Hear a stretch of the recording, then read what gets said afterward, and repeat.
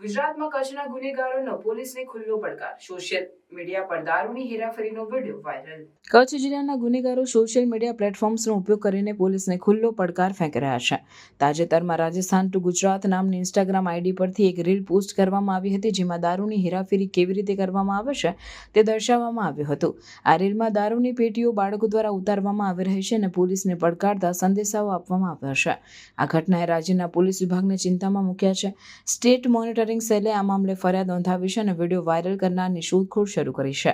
તપાસ દરમિયાન જાણવા મળ્યું છે કે કેટલાક બુટલેગરો પોલીસની નજરથી બચવા માટે બાળકોનો ઉપયોગ કરી રહ્યા છે, જેથી દારૂની ખેપ સરળતાથી પહોંચી શકાય.